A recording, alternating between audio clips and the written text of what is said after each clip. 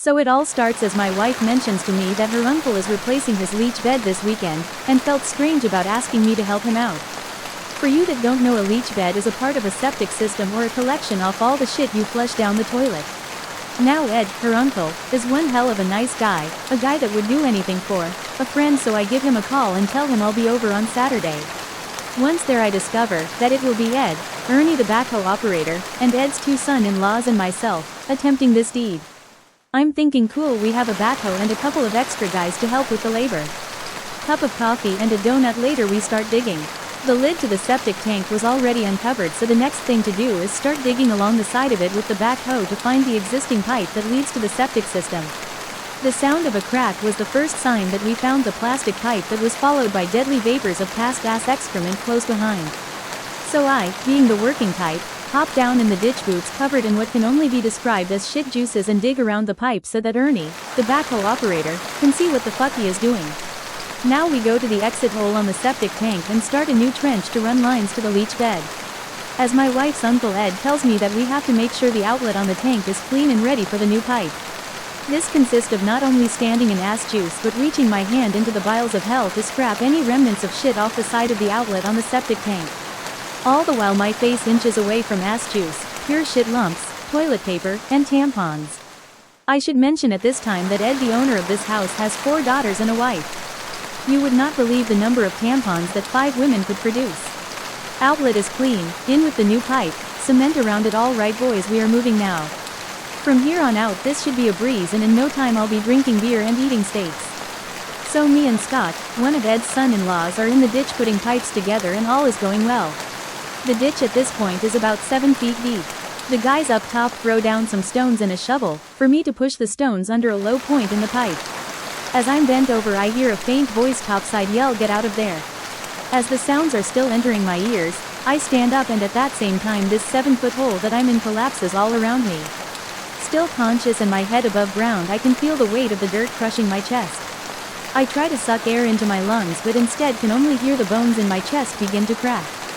Bang, pop, finally I black out. This portion of the story is from what I heard from those that were there. My eyes bulged from my head as if they would pop from their sockets like zits from a teenager's face. Blood began to pour from my nose, mouth and eyes. Everyone else was out of the ditch but trying to pry the dirt off my near-dead body. Snapping shovels in half like twigs. Ernie, the backhoe operator, moves the machine in closer to help. As he moves, more of the ditch starts to collapse.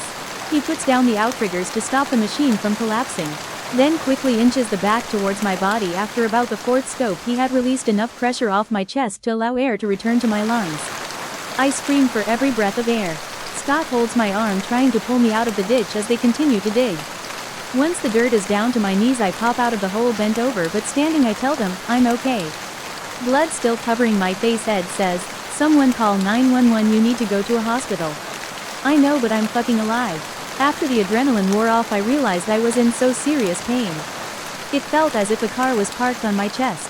The ambulance arrived after what seemed like an hour and refused to give me shit for oxygen. A ride to the local hospital followed by them trying to make me stand for x-rays and not giving my shit for the pain.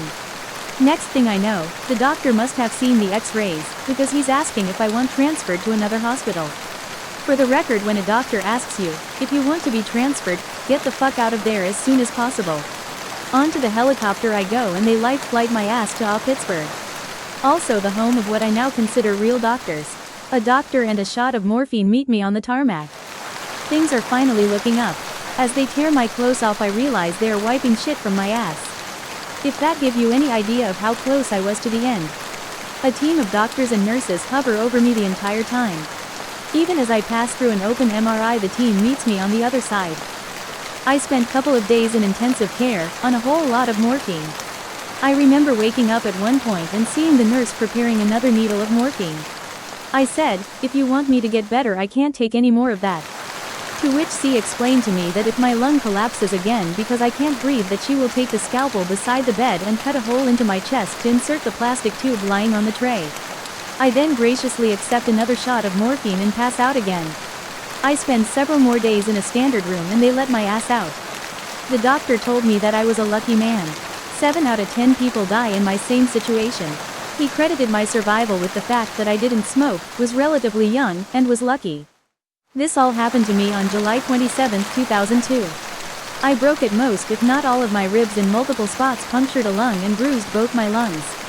I thought for sure that I was going to die that day. As a matter of fact, when I was in that ditch, I thought I had died. I didn't see God on that day, and I can't tell you I even saw a light. I can tell you it has made me a different person. It's made my marriage better than it ever was and really makes me cherish the time I have with the ones I love. Life is too short